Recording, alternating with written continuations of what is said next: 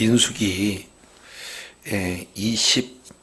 22장부터 지금 24장까지 이 내용은 발람과 발락 사건에 대한 그런 내용이 기록되고 있죠. 그래서 발락이 3번 제단을 쌓고 저주를 요청하고 그에 따른 내용으로 발람은 이제 저주 아닌 축복을 4번 노래를 지어서 말씀하고 있는 내용이 22, 23 그리고 24장에 이렇게 기록이 되어 있습니다. 그래서 이제 발람 선지자를 발락이 초청을 했고 하나님께서는 이제 그를 따라가지 말라는 것이 하나님의 뜻임에도 불구하고 발락은 이제 더 발람에게 더 많은 재물과 그리고 명예를 보장해 준다는 그런 내용을 가지고 발람을 설득하게 되어서 발람 선지자는 하나님의 말씀을 어기고 이렇게 이제 발락을 향해서 출발할 때에 우리 하나님께서 이제 나귀를 통해서 계속해서 하나님의 뜻을 전합니다. 그럼에도 불구하고 이제 자신의 그런 욕심을 채우기 위해서 아랑곳하지 않고 계속해서 이제 진행하는 가운데 이제 모압 땅에 도착해서 발람과 발락이 이스라엘 백성들을 저주하기 위해서 단을 쌓고 그리고 제물을 드려서 이제 저주하기를 원했지만 하나님께서는 발람의 그 말에다가 입에다가 말씀을 넣음으로 말미암아 자신의 말 한마디도 보태지 못하고 하나님의 말씀만 대언했을 때 그 내용은 축복의 메시지다 라는 사실을 우리가 살펴보았습니다. 두 번째예요. 이렇게 하나님께서 분명하게 이스라엘 백성들을 축복한 그런 내용이라면 순종해야 되는데도 불구하고 발락은 포기하지 않습니다. 마찬가지로 사탄은 끝까지 계속 포기하지 않고 자기의 뜻을 이루는데 아주 최선을 다하는 그런 모습과도 비단 다를 바가 없는 그런 내용이 됩니다. 자, 그랬을 때 22장 우리 13절 내용을 한번 23장 13절 내용을 통해서 보면은 발락이 이르되 나와 함께 그들을 달리 볼 곳으로 가자. 그리고 거기서는 그들을 다 보지 말고 그리고 그 뜻만 보리라. 거기서 나를 위하여 그들을 저주하라. 이렇게 말씀하고 있습니다. 두 번째 이제 제사를 집전하고자 하는 그런 내용들이 계속 기록되고 있죠. 여기서 보니까 볼 곳으로 가자, 다 보지 못한다, 끝만 봐라. 지금 보는 것에 대한 내용을 지금 계속해서 반복하고 있죠. 자, 그랬을 때 이번에 제안하는 내용은 무엇만 보라고 말씀하고 있습니까? 끝만 봐라는 거예요. 자, 왜 끝만 봐라 이렇게 진행을 했느냐? 이 내용을 보면은 끝이라는 것은 이스라엘 백성들의 그런 이동했을 때 맨 후미 부분을 이렇게 표현하는 것을 끝 부분 이렇게 표현합니다. 이걸 조금 더 의미로 본다면은 아주 볼품이 없는 아무런 힘도 쓸 수 없는 그런 내용만을 봐라 이렇게 말하고 있어요. 자, 그래서 왜 그러면은 끝만 봐라고 포기하지 않고 이렇게 얘기하는가? 그 내용은 23장 10절 내용을 통해서 우리가 살펴볼 수가 있습니다. 왜 그러냐면 우리 하나님께서 야곱 그리고 이스라엘 같은 내용이죠. 하나님께서 야곱 이스라엘에게 언약하신 그 내용을 이루셔서 그 민족이 티끌같이 많았다는 거예요. 그래서 셀 수 없이 많은 수를 보니까 발람이라는 선지자가 그 엄청나게 많은 그런 수를 보고 이렇게 나타나는 그런 대언 내용이 축복이 아니 저주가 아닌 축복을 했다라고 본인이 생각하는 거예요. 그래서 이제는 많은 걸 보지 않고 조금 부분만 이렇게 봐라. 그래서 수를 보고 축복했기 때문에 수를 다 보지 말고 볼품없는 곳만 봐라. 처진 곳만 봐라. 끝만 봐라. 이렇게 지금 말하고 있는 겁니다. 자, 이 내용에서 우리가 조금 더 생각해 보는 것은 바로 전형적인 인본주의의 모습을 그대로 보여주는 거죠. 왜냐하면 환경만 바라보고요, 나타나는 수에만 급급하고 결국에 그 배후에 보이지 않는 세계가 더 크다는 사실을 깨닫지 못하는 거예요. 그러니까 보이는 부분, 나타나는 현상만 바라보는 그런 전형적인 어리석은 자의 행보를 발락 왕이 지금 표현하고 있는 것을 보게 됩니다. 저도 여러분도 이 발락과 같이 지금 현재 눈에 보이는 존재만을 우리가 인식하고 바라본다면 이제 그 사건 이후에 배후에서 역사하시는 하나님을 바라보지 않고 눈으로 보이는 현상, 그런 숫자만 우리에게 바라본다. 이건 큰 문제다 그 말이죠. 어리석은 그런 존재가 되진다 그 말이죠. 그래서 지금 발락이라는 이런 자가 이런 어리석은 보이는 세계보다도 보이지 않는 세계가 더 엄청나다 하는 그런 사실을 망각하고 어리석은 그런 모습으로 다시 한번 하나님의 말씀을 부정하는, 대적하는 사탄의 도구로 쓰임을 받고 있는 것을 보게 됩니다. 저도 여러분도 이제 보이는 세계보다도 보이지 않는 하나님, 그 하나님의 은혜가 우리에게 임하고 있다는 것을 늘 기억해야 될 줄로 믿습니다. 근데 더 나가서요, 거기서 나를 위해서 뭐 해라? 그들을 저주해라. 이런 악한 그런 말을 하고 있는 것을 보게 됩니다. 여기서 보면은요, 나라는 내용은 모압과 모압 왕을 포함한 모압이죠. 그리고 그들이라는 것은 이스라엘을 얘기하잖아요. 그러니까 자기 자신을 위해서 한 나라, 한 민족을 멸망시키고자 하는, 저주하고자 하는 의도가 담겨져 있어요. 나 자신 한 사람이 성공을 한다면 타인은 죽어도 좋고 잘못돼도 좋고 오히려 그들이 잘 되는 것이 나의 앞길을 방해한다면 철저히 짓누르는 아주 극단적인 인본주의적 행태가 지금 발락을 통해서 드러나게 되는 겁니다.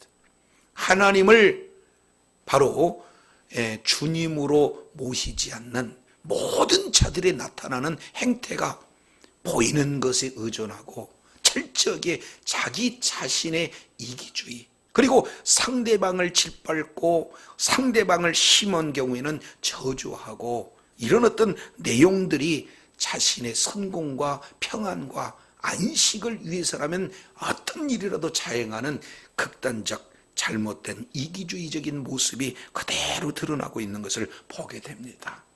그래서요, 발락이 이제 포기하잖아요.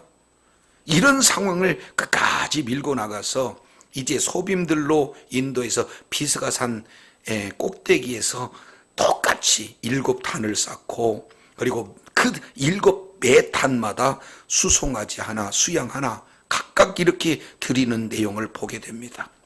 이건 미리 말씀을 드렸지만 제단과 제물, 이런 어떤 내용은 바로 어떻게든지 외적으로 내가 이만큼 헌신했습니다, 이만큼 준비를 잘했습니다 하는 그런 어떤 내용으로 뭔가 하나님을 감동하겠다 하는 그런 잘못된 신앙을 여전히 진행하고 있어요. 민수기 23장 4절 보면은 첫 번째 자랑하잖아요. 발람이라는 자가 하나님 제가요 7단을 베풀었고요 매 단마다 수송아지 그리고 수양 하나를 드렸습니다. 네, 이 물질적 헌신 그리고 육신적인 수고 이런 것 좀 참작 좀 해주세요 하는 잘못된 내용입니다. 그런데 7제단의 이 내용은 하나님이 원하는 방법이 아니에요. 그러면 하나님께서 잘못된 방법을 통해서 임재해 주시고 그에게 말씀을 해줬다면 이제 뭔가 좀 변화된 내용을 이렇게 보여야 되는데도 불구하고 동일하게 반복된 죄악을 이렇게 짓고 있는 발람 선지자를 우리가 살펴볼 수가 있습니다. 그런데 15절의 이 내용을 보면은 아주 의미심장한 내용이 이 속에 들어가 있어요. 자, 23장 15절은 우리 한번 읽어볼까요? 시작. 발람이 발락에게 이르되 내가 저기서 여호와를 만나 뵐 동안 여기 당신의 번제물 곁에 서서 하니라. 자, 여기서 발람과 발락에 대한 그런 장소를 지금 표현하고 있습니다. 여기서 당신 발락은 여기서 있어요. 번제물 곁에 있어요. 나는 저기 가서 여호와를 만나겠습니다. 그러면 여기와 저기는 같은 장소가 아니라 좀 떨어진 장소라는 거죠.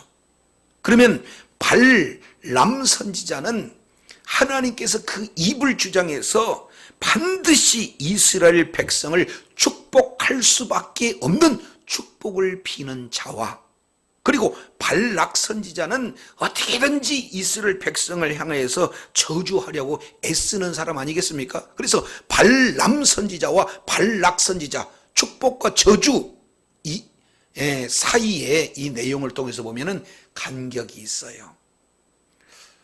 이런 어떤 내용들을 우리가 살펴볼 수가 있습니다. 자, 이것은 지금 우리의 모습을 그대로 보고 있는 거죠. 축복을 비는 자와 저주를 그런 원하는 자는 함께 할 수 없는 그런 어떤 모습들을 이제 거기서 여기서라는 그런 장소를 이렇게 멀리하는 표현으로 지금 주고자 하는 메시지가 기록이 되고 있어요. 함께 할 수 없다는 거죠. 자, 그래서 이제 16절에 여호와께서 발람에게 임하십니다. 이 임하시는 이 장면은 23장 4절에도 똑같이 하나님께서 발람에게 임재하시는 그런 어떤 내용이죠. 여기서 임재하는 것은 뭔가 제단에서 제사를 잘 드려서 아니면 기도를 잘 드려서 하나님의 마음을 흡족해 하는 그런 내용이 아니잖아요. 결국에는 하나님의 백성을 저주하지 못하도록 하나님께서 강권적으로 지금 임재하고 계시는 내용들을 보게 됩니다. 그래서 그 입에다가 말씀을 주었어요. 두 번째죠. 23장 5절과 같이 진행이 됩니다. 여호와께서 발람의 입에 말씀을 주어 이르시되 그러죠. 한치의 오차도 없이 오직 하나님의 말씀 그대로만 전해라 하는 그 의도로 하나님께서 발람 입에게 말씀을 주신 줄로 믿습니다. 이 내용을 통해서 보면은 우리 하나님께서 하나님의 백성들을 얼마나 사랑하신가 하는 그런 내용이, 행여나 발락이 잘못 저주를 이렇게 할 수도 있으니까 직접적으로 우리 주님께서 그 입에다가 말씀을 주는 그런 내용을 우리가 오늘 또 두 번째 이렇게 살펴보게 됩니다. 우리 역시 마찬가지로 하나님의 말씀을 맡은 자라면 내 생각, 내 경험, 내 방법을 전하는 어리석은 자리에 있는 것이 아니라 바로 하나님의 말씀만 바로 전하는 저와 여러분이 되어야 될 줄로 믿습니다. 자, 17절 보겠습니다.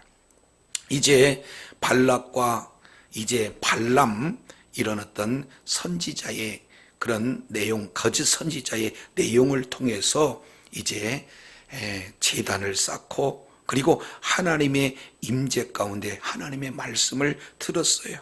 자, 돌아가서 이렇게 말하라.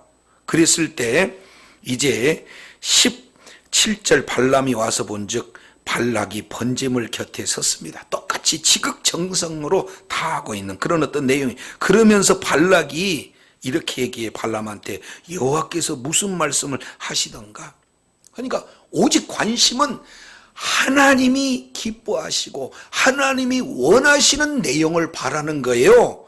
아니면은 혹시 하나님께서 저주는 하시지 않았느냐라고 자기 생각, 자기 그런 어떤 원하는 내용만을 지금 관심을 갖고 전하는 내용이에요.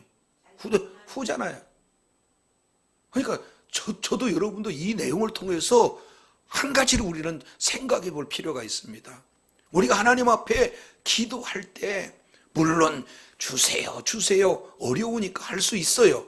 그런데 하나님이 무엇을 원하신지, 하나님의 뜻이 무엇인지, 하나님의 뜻이 이루어지는 그런 어떤 기도보다는 오히려 내 욕심을 채워주고 내 뜻을 이루어지는 그런 데만 혹 관심을 있지 않는지, 이런 발락과 같은 그런 자리에 있지 않은지 우리가 스스로 우리를 점검해 볼 수 있는 그런 내용이기도 합니다. 자, 그랬을 때 발람이 이제 노래를 지었다. 하나님께서 노래를 통해서 우리 주님께서 지금 말씀을 하고 있는 내용인데 23절에 이런 내용을 말씀하고 있습니다. 자, 뭐라고 표현합니까? 발락이여 일어나 들을지어다. 십볼의 아들이여 내게 자세히 들으라. 야, 이제 발람이요 두 번째는 와가지고 굉장히 담대합니다.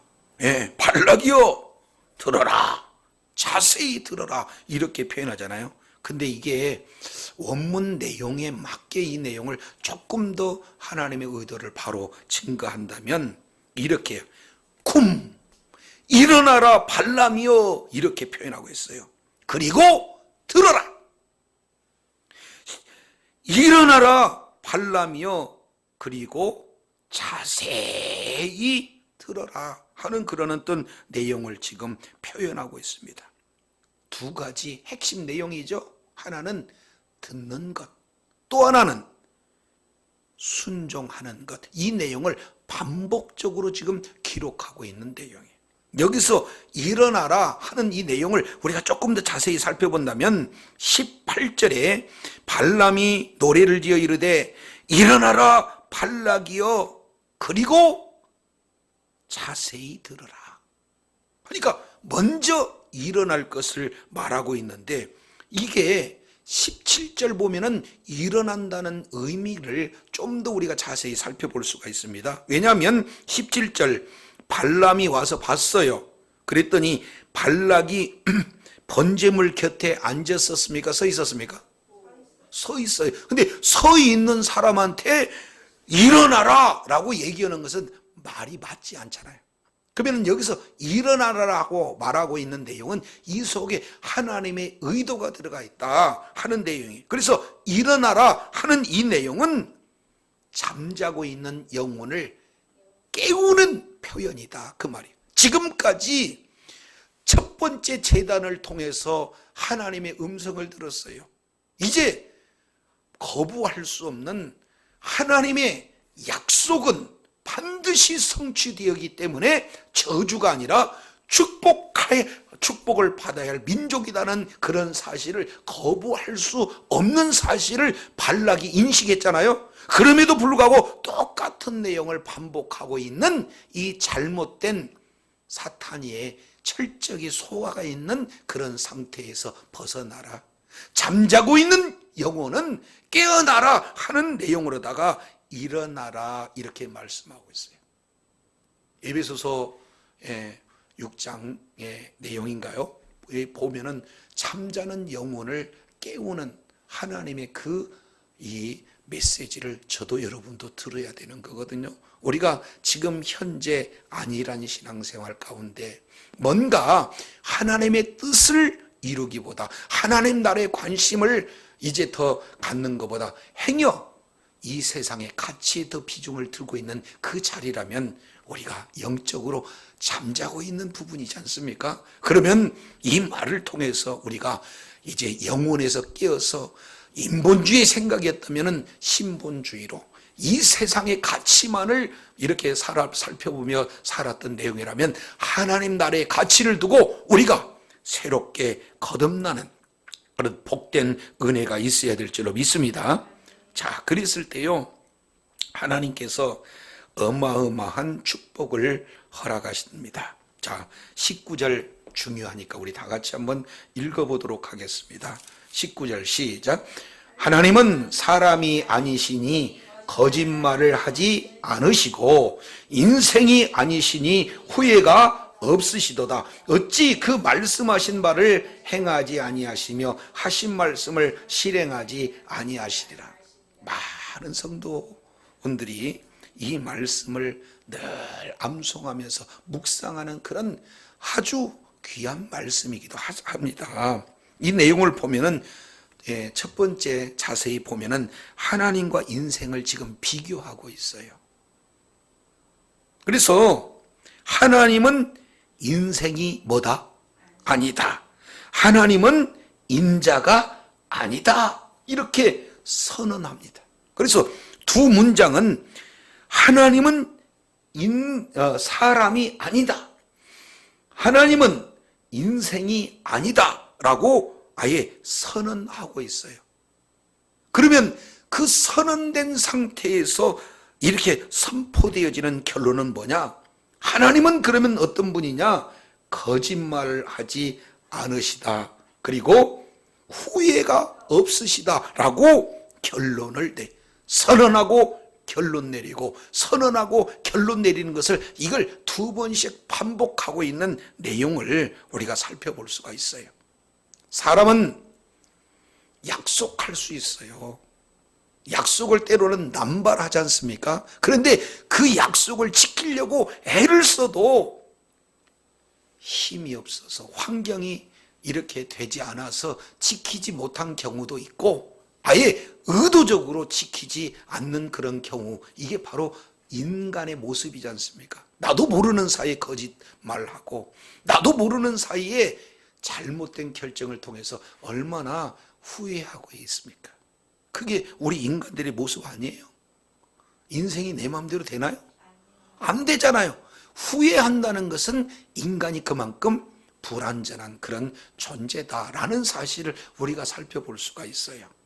자, 그런데 하나님은 그런 인생, 거짓말하는 인생하고 다르다, 후회하는 인생하고 다르다 하는 내용을 우리 주님께서 지금 보여주고 있는 이 속에서 하나님의 변치 않는 사랑을 우리가 살펴보게 됩니다. 왜냐하면 거짓말하지 않는다는 이 내용은 그냥 외적으로 거짓말하지 않는 겁니까? 아니면 언약에 대한 내용을 말씀하고 있을까요? 그럼요. 그래서 지금 야곱과 언약하고 있는 이 내용은 처음에 아브람과 하나님께서 복을 주시겠다고 약속하시지 않습니까? 이게 창세기 15장 그리고 창세기 17장 이런 여러 군데의 내용을 통해서 보면 하나님께서 아브람과 그 아브람의 후손에게 복을 주시겠다고 약속하셨고, 특히 야곱에게 직접적으로는 창세기 28장 3절 4절 이 내용을 통해서 보면은 그 아브람의 복이 이제 야곱에게 그대로 이루어지는 것을 보게 됩니다. 승계가 되는 것을 우리가 볼 수가 있어요. 따라서 하나님은 아브람에게 하신 약속을 잊지 않고 그대로 이루실 줄로 믿습니다. 야곱에게 하신 말씀을 그대로 이룰 수가 있어요. 아무리 사람들이 하나님의 약속을 변개시키려고 애를 쓴다 할지라도 하나님은 인생과 사람하고 다르기 때문에 하신 약속은 반드시 이루시는 줄로 믿습니다. 그래서 지금 발람 선지자를 통해서 노래로 하나님은 어떤 분이냐? 거짓말하지 않는, 한 번 약속한 것은 반드시 이루시는 신실하신 하나님, 변하지 않는 하나님의 사랑을 저와 여러분에게 지금 보여주고 있는 줄로 믿습니다. 저와 여러분에게 주신 약속을 우리 하나님은 결단코 잃어버리시지 않으신다라는 것을 보게 돼요. 반면 발람, 발락 선지자의 그런 내용을 통해서 보면은 이러한 하나님의 변치 않는 그런 사랑, 신실하신 그런 하나님을 어떤 수준으로 지금 전락시키고 있습니까? 사람처럼 거짓말하게 만드는 거죠. 하나님이 축복한 야곱, 그 이스라엘 백성들을 저주하게 하려고 하는 것은 하나님을 신실하지 못한 인간 수준으로 지금 완전히 폄하하는 그런 어떤 내용을 지금 시도하고 있잖아요. 그런데 반면에 우리 주님께서는 아니다. 사람이 어찌 계획을 한다 할지라도 하나님의 뜻을 변기할 수 있겠느냐? 하나님은 사람이 아니기 때문에 거짓말하지 않고 인생이 아니기 때문에 후회가 없으시다 하는 그런 내용을 분명히 말씀하고 있는 줄로 믿습니다. 그래서 다시 한번 반복해요. 하신 말씀을 반드시 해야 하신다. 하신 말씀을 실행하시는 분이 바로 우리 주님이다. 한번 언약하신 내용을 그대로 이루시는 분이 우리 주님이신 줄로 믿습니다. 엄청난 우리들에게 은혜가 되는 거예요. 그래서 히브리서 6장 16절 17절 이 내용을 통해서 보면은 바로 약속을 기업으로 받는 우리들이 소망이 있다는 거예요. 왜냐하면 하나님은 거짓말하시지 아니하시고, 그것이 어떻게 이루어질 수 있느냐? 아예 맹세하시고 보증을 하시는 분이기 때문에 하나님이 한번 말씀하시면 그대로 이룬다. 사람은 변질될 수 있어도 하나님은 그 하신 말씀을 그대로 이루시기 때문에 약속의 말씀을 붙든 우리에게 소망이 있게 되는 줄로 믿습니다. 하나님은 인생이 아닙니다. 인간이 아니기 때문에 후회가 없으시고 인생이 아니기 때문에 후회가 없으시다 이렇게 말씀하여, 따라서 20절 이런 말씀을 하십니다. 내가 축복할 것을 받았으니 그가 주신 복을 내가 뭐한다? 돌이키지 아니하리라. 한번 따라하겠습니다. 돌이킬 수 없는 축복. 그럼요, 하나님이 한번 명하신 것, 우리 하나님께서는 반드시 이루실 줄로 믿습니다. 그래서 히브리 기자가 지금 말씀을 하고 있어요. 히브리서 6장 13절 14절 이 내용을 보면 하나님이 아브라함에게 약속을 하실 때 맹세하고 약속하는 내용이 뭐냐? 내가 너를 복주고 복주며 너를 번성히 하고 번성하리라 하신 말씀은 인생이 아니기 때문에 거짓말하지 않습니다. 인생이 아니기 때문에 후회가 없으십니다. 이 사실을 아브라함은 알았어요. 그렇기 때문에 지금 당장에 하나님의 약속이 이루어지지 않는다 할지라도 끝까지 약속의 말씀을 붙들고 그 말씀을 붙들었던 뒤에 마침내 주의 약속을 온전히 받은 줄로 믿습니다. 그래서 우리에게 이제 약속이 기업으로 주어진다는 사실을 분명하게 말씀하고 있거든요. 그래서 하나님이 한번 축복을 명하면 그 축복은 그대로 이루어지는 줄로 믿습니다. 예수님이 십자가에서 죽으시면서 우리에게 약속하시는 그 십자가에서 이루어진 약속의 말씀이 얼마나 많이 있습니까? 그중에 자, 마태복음 28장 19절 20절 이 내용을 통해서 살펴보면 너희는 가서 모든 족속으로 제자를 삼아 아버지와 아들과 성령의 이름으로 세례를 주고 내가 너희에게 분부한 모든 것을 가르쳐 지키게 하라. 그리하면 내가 세상 끝날까지 뭐 하겠다? 함께 하리라 하신 그 약속은 어제나 오늘이나 영원토록 동일한 줄로 믿습니다. 그래서 약속의 말씀을 붙들고 그 말씀이 나의 삶 속에 이루어지기를 바라는 그 자에게 소망이 이게 변질될 수가 없어요. 그러니 자, 하나님께서 선한 의지를 가지고 약속을 통해서 축복하셨다면 그 축복은 사람이 결코 바꿀 수 없기 때문에 돌이킬 수 없는 축복이 바로 이스라엘 백성들에게 주어진 것이다 라는 이런 사실을 말하고 있어요. 그런데 더 나가서요 이렇게 봅니다. 참으로 감사한 건 21절이에요. 야곱의 허물을 뭐하며 보지 아니하시며 이스라엘의 반역을 보지 아니하시도다. 여기에서 절대 보지 않는다, 절대로 보지 않는다, 두 번씩 이렇게 말씀하고 있어요. 사실은 우리가 예수님을 믿고 영생을 얻었어요. 하나님의 자녀로 이 땅에 살아갑니다. 그러면은 죄를 안 지을 수 있나요? 우리에게 허물이 없을 수 있나요? 아니잖아요. 우리는 계속해서 연약하니까 넘어지고, 또 이제 어려운 환경 되면은 불평할 수도 있고, 그런 아주 약점이 많은 존재가 아니겠습니까? 근데 이런 모든 내용을 우리 하나님이 하나도 잊어버리지 않고 이런 부분에 대해서 이제 관심을 갖고 지켜본다 그러면 저와 여러분, 이 앞에 나설 수 있는 사람이 누가 있을까요? 근데 우리 하나님은 21절 보니까 야곱의 허물을 보신대요, 안 보신대요? 절대로 안 보신대요. 패역을 보신대요, 안 보신대요? 절대로 안 보신대요. 그래서 히브리 기자가 이 부분을 아주 강력하게 말씀을 하고 있어요. 히브리서 10장 15절 이하 내용을 보면은 17절에 이런 말씀입니다. 저희 죄와 저희 불법을 내가 다시는 기억하지 않겠다.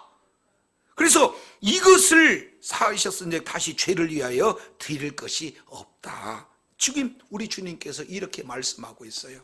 우리가 잘해서 오늘 또 지금 생존하는 것이 아니라 우리 주님께서 예수 그리스도의 보혈, 그 예수 그리스도의 보혈로 저와 여러분의 모든 죄를 덮어버리고 도말하셨기 때문에 하나님께서는 예수님의 그 보혈 보고 저와 여러분의 허물과 저와 여러분의 패역을 기억하시지 않은 줄로 믿습니다.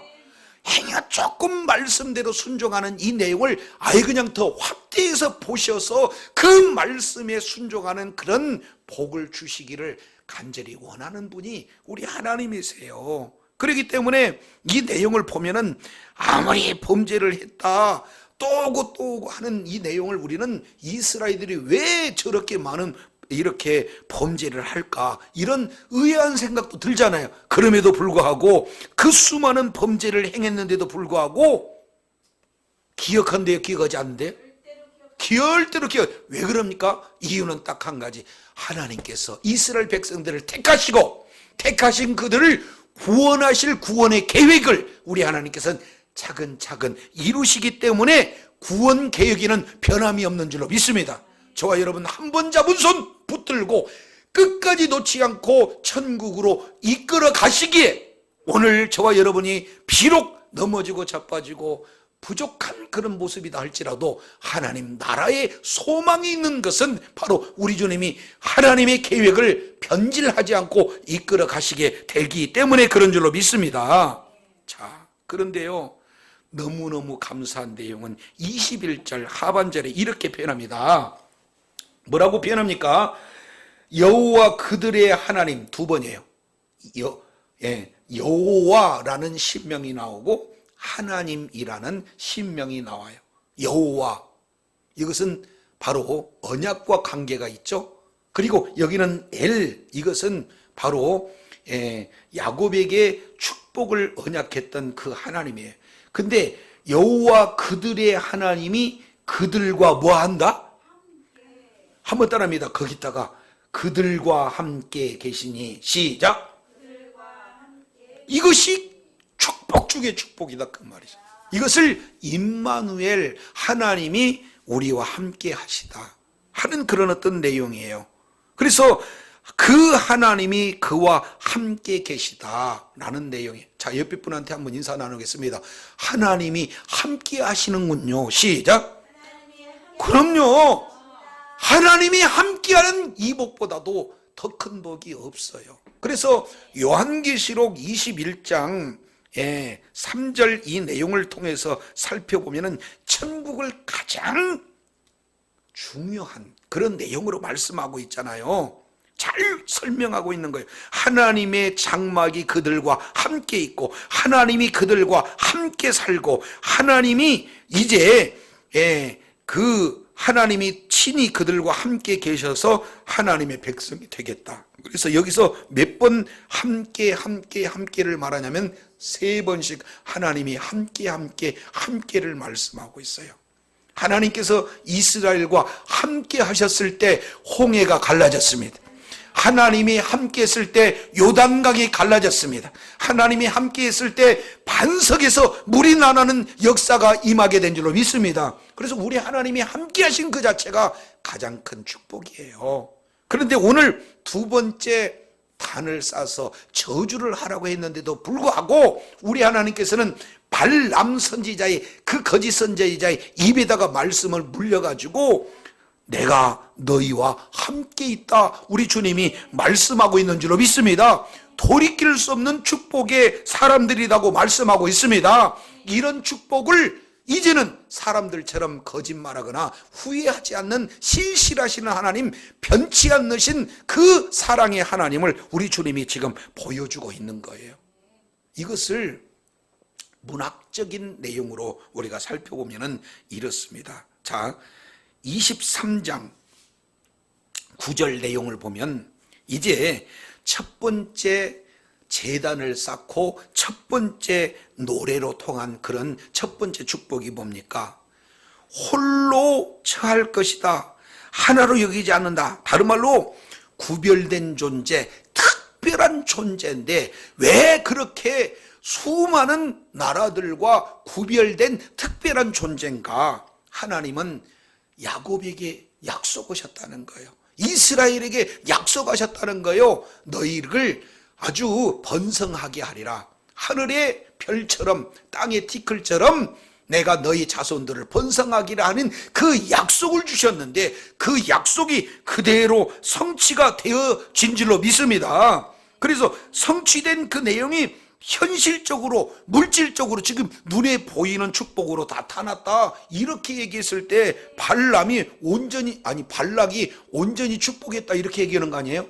그러니까 지금 약속이 이루어지는 현실적인 복, 물질적인 이 복도 큰 복인데 이것과 비교할 수 없는 두 번째 복은 가장 근본적인 복이요, 영적인 복이요, 하나님의 놀라운 그런 축복이 그들과 함께하는 임마누엘의 축복의 복인 줄 믿습니다. 그래서 첫 번째보다 두 번째 복이 더 비교할 수 없을 만큼 큰 복을 지금 말씀하고 있어요. 점진적으로. 자, 그러면서 함께 계시다는 이 내용을 이스라엘 백성들이 알아요. 그래서 하반절에 보니까 21절 하반절에 보니까 뭐라고 표현했습니까? 함께 계시니 뭘 부르는 소리가 그들 중에서? 왕을 부르는 소리. 그러니까 그 왕은 누구냐? 여호와 그의 하나님이 왕돼 주시겠다는 거예요. 통치해 주시겠다는 거예요. 보호해 주신 줄로 믿습니다. 이 사실을 아니까 이스라엘 백성들이 가만히 있을 수가 없으니까 큰 소리로 부르는 것은 이게 바로 승리의 찬송이요, 바로 찬양의 그런 놀라운 함성이다라는 사실을 우리가 살펴볼 수가 있어요. 하나님이 함께 해주시죠. 그 함께 하신 하나님이 왕이 되어서 모든 것으로부터 보호해 줄 뿐만 아니라 필요한 내용들을 공급해 주신 하나님께서 책임짓는 그런 백성이다라는 사실이 그대로 현실 속에 드러나게 되면 그 백성들은 어떻게 해요? 우리 하나님께 영광을 올려드립니다. 승리의 개가를 울리는 찬송, 이런 내용이 바로 고스란히 21절 한 절에 그대로 담아 들어가 있어요. 그들이 뭐가 잘했습니까? 아니잖아요. 그들에게 허물이 있고 그들에게 패역이 계속 반복되는 그런 상황 속에서 하나님이 구원 계획을 세우시고 또 구원 계획을 이루시면서 구원 계획을 완성할 때까지 한 번 약속을 끝까지 책임을 지시기 위해서 험을 보시지 않고 잘못된 패역 보시지 않고 마침내 하나님이 함께 하실 뿐만 아니라 왕으로서 통치하는 그런 내용들이 계속해서 진행되니 이것이 하나님의 은혜가 아니고 뭐겠어요. 그래서 21절 이런 어떤 내용인데 22절 내용을 보면은 더 아주 대단한 표현들을 이렇게 진행을 하고 있습니다. 하나님이 그들을 애굽에서 뭐 했어요? 인도하셨어요. 근데 인도하신 것으로 끝나는 것이 아니라 그 힘이 뭐 같다? 들소가 그냥 그런 광활한 그런 목초지에서 앞으로 전진하면은 그 힘 거기에 거칠 것이 있어요, 없어요? 어떤 누구도 방해물이 될 수가 없잖아요. 그런 것처럼 하나님께서는요, 동행하시고 두 번째 인도하실 때 동행하시고 인도하신 그 하나님의 능력, 파워, 그 힘이 마치 들소와 같은 거침없이 달려가는 두려운, 어마어마하게 두려운 존재라는 거예요. 하나님께서 이제 이스라엘 백성들을 종살이하고 있는 애굽에서 이끌어내셨어요. 이끌어내셨을 때 홍해가 가로막았을 때 그 홍해를 통과하시는 능력의 하나님이 바로 우리 하나님인 줄로 믿습니다. 광야에서 어렵고 힘든 상황에 놓여져 있잖아요. 사람이 살 수 없는 그런 곳에서 우리 하나님께서 거침없이 광야를 이제 뚫고 가나안 땅으로 지금 오고 있는 그 목전에 있는 그런 어떤 내용이 있잖아요. 그래서 하나님은 인도하시고 하나님께서는 동행하시되 이런 엄청난 들소의 힘과 같은 무시무시한 저력을 가진 그런 우리 하나님이시다라는 사실을 이렇게 말씀하고 있어요. 자, 그러면 왜 이렇게 하나님께서 어마어마한 그런 어떤 존재신가? 그 이유를 23절에 기록을 하고 있는데, 야곱을 해할 점술이 없다, 이스라엘을 해할 복술이 없다, 어떤 누구도 저와 여러분을 해하지 못한 줄로 믿습니다. 하나님이 저와 여러분을 보호하는 이상, 하나님께서 저와 여러분의 손을 붙들고 있는 이상 어떤 누구도 해할 수가 없는 줄로 믿습니다. 육신은 빼앗아서 갈 수가 있어요. 일시적으로 어려움은 줄 수는 있어요. 그러나 지옥 가기는 못해요. 우리 하나님이 함께 하시기 때문에 최종적인 승리자는 저와 여러분이 되어지는 줄로 믿습니다. 그래서 이제 23절 하반절에 보니까 두 번째로 이게 뭡니까? 발람 선지자가 감탄하고 놀래요. 첫 번째는 나도 너희들의 의인과 같은 그런 죽음을 나도 원한다. 너희들의 종말과 똑같은 그런 너희들의 삶과 같은 삶을 살기를 원한다, 이렇게 얘기했잖아요. 그런데 여기서 놀란 것은 하나님이 행하신 일이 어찌 그렇게 크냐, 이렇게 말씀하고 있어요. 아주 엄청난 그런 감탄의 표현을 이 지금 발람 선지자가 하나님께서 자기 자신에게 또 이렇게 하나님의 말씀을 물려주실 때 대언하면서 느끼는 자기 감정이 되어지는 겁니다. 자, 그러면은 왜 그런가 보세요. 24절 아주 재미있습니다. 자, 24절은 우리 다 같이 한번 읽습니다. 시작. 이 백성이 암사자같이 일어나고 수사자같이 일어나서 움킨 것을 먹으며 죽인 피를 마시기 전에는 결코 눕지 아니한다, 이 내용이에요. 그러니까 이스라엘 백성을 뭘로 표현하냐면 암사자와 수사자처럼 이렇게 표현하잖아요. 자, 그러면 여기서 내용을 보면은 암사자는 일어나는 거고 수사자는 자기 자신을 이렇게 툭 일어나는 것보다 이렇게 세우는 겁니다. 동물의 왕국에 보면은 사자가 처음부터 막 이렇게 뛰던가요? 자세를 낮춰갖고 슬금슬금 가던가요?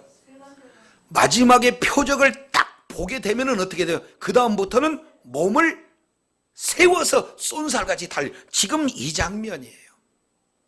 마치 이스라엘 백성들이 암사자가 그리고 수사자가 전쟁을 일으키는 전투태세를 가지고 갖춰서 먹이를 향해서 이렇게 달려가는 그런 어떤 내용이라면은 움킨 것을 완전히 잡을 때까지 어떻게 해요? 포기하지 않는다. 사냥이 완전히 종료될 때까지는 결코 포기하지 않는다. 그런 내용을 지금 모습을 보여주고 있는 거예요. 자, 이것을 자세히 보면은 그러면은 이것은 우리가 이제 문자적으로는 이렇게 이해했잖아요. 그러면 그 의미가 뭡니까? 이스라엘 백성들은 지금까지 애굽에서 나왔어요. 애굽에서 나올 때 그들을 방해하는 그런 애국군을 하나님께서 수장시켜 버리지 않습니까? 그리고 그들을 방해했던 이제 아모리 왕 시온과 옥에 대한 내용을 이제 무너뜨렸잖아요. 지금 앞에 거스리고 있는 게 누구예요? 모압이에요, 모압. 근데 이 모압을 마치 가나안 땅을 이렇게 향해서 가는데 이것을 방해하는 그런 내용은 최종적으로 가나안 땅에 들어가기까지 정복이 되어질 때까지 이들은 바로 수사자와 암사자가 먹이를 먹는 것 같은 그런 강력한 그런 존재라는 사실을 보여주는 거죠. 우리가 하나님 나라에 들어갈 때까지 이런 암사자처럼 수사자처럼 이제 영적인 전투 현장에서 끝까지 약속의 말씀을 붙들고 최종적인 승리자가 되어지는 그런 모습을 보여주는 줄로 깨달으시길 바랍니다. 이게 우리들의 그런 어떤 모습이에요.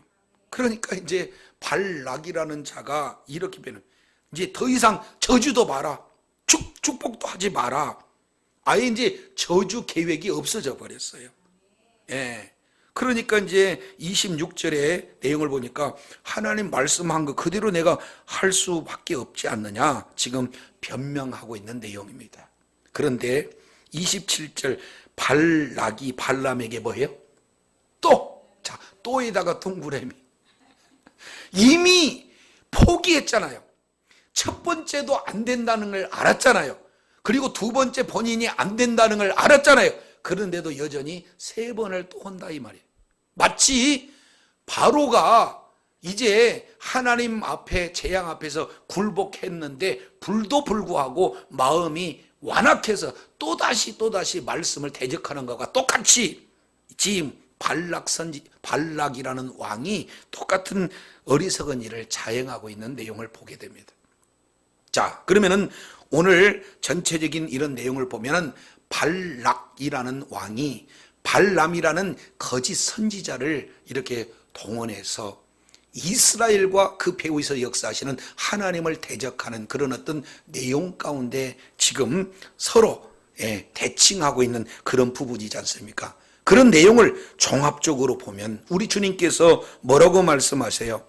한 번 축복을 명한 것은 돌릴 수 없는 바로 그런 확정된 마치 보증수표와 같은 그런 돌이킬 수 없는 축복을 받은 자가 이스라엘이요 저와 여러분인 줄로 믿습니다.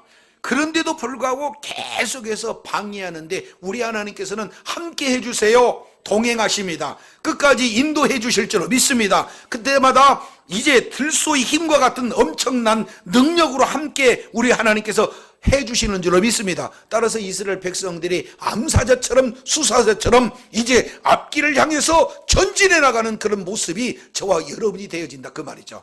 이것을 디모데후서 이제 2장 내용을 보면은 우리를 세 가지로 불러요. 첫 번째, 운동 경기하는 자로, 농부로, 그 중에서도 우리를 군사로 부릅니다. 저와 여러분은 이제 민수기서 1장 수요를 진행하고 난 다음에 2장 3장에서 군대 편성을 진행하듯이 저와 여러분은 영적인 군사로서 이제 영적인 싸움을 진행하며 최후의 승리자의 모습이 저와 여러분이 되어야 될 줄로 믿습니다. 그러기 위해서는 사도 바울이 에베소서 6장 내용을 보니까 전신갑주를 입으라는 거예요. 이 전신갑주는 하나님의 말씀인 줄로 믿습니다. 말씀 붙들고 우리가 기도해서 영적인 무장을 가지고 진행을 하면서 정말로 우리와 함께 하시는 우리 주님께서 오늘도 어렵고 힘들지만 그 상황 속에서도 잡은 손 놓치지 않는 동행하시는 주님인 줄로 믿습니다. 천국까지 인도해 주시는 분이 바로 우리 주님이신 줄로 믿습니다. 시마다 때마다 필요할 때마다 우리 주님의 능력으로 함께 하시는 분이 우리 주님인 줄로 믿습니다. 따라서 요한복음 16장 33절처럼 이미 내가 세상을 이겨온 나라 담대하라, 이제 너희에게 이런 예수님의 이김을 주시겠다고 주님 약속하신 줄로 믿습니다. 이 언약의 약속의 말씀을 붙들고 인생이 아니기 때문에, 인간이 아니기 때문에 거짓말 않고, 인생이 아니기 때문에 후회가 없는 하나님의 말씀을 반드시 실행하시는 그 약속의 하나님, 신실하신 변질되지 않는 하나님의 그 사랑을 저와 여러분이 꼭 기억하고 그 약속을 붙들고 날마다 영적 싸움에서 승리하며 우리 하나님 앞에 영광 돌리는 축복의 자녀들, 능력의 자녀들이 되시기를 예수 이름으로 축원합니다. 기도하겠습니다. 하나님 아버지, 감사합니다. 오늘 또 말씀을 통해서 살펴보았더니 이제 첫 번째 축복보다도 비교할 수 없는 근본적이고 영적인 축복, 임마누엘의 축복을 우리 하나님이 허락하셨는데 그 복은 돌이킬 수 없는 복이다, 우리 주님 말씀하고 있습니다. 이제 한번 하신 약속은 반드시 이루시는, 거짓말도 하지 아니하고 후회도 하시 아니하는 신실하신 하나님이 우리와 함께 하시기에 이제 예수님께서 십자가에 이뤄놓으신 그 약속의 말씀을 우리가 붙들고 영적 군사로서 날마다 언약의 말씀을 붙들고 이미 예수님께서 이겨놓은 싸움을 날마다 이기며 우리 하나님이 허락하신 분복단 다 받아 누릴 뿐만 아니라 주님 나라 확장하는 일에 끝까지 존귀하게 쓰임받는 축복의 자녀요 능력의 자녀가 다 되게 하여 주시옵소서.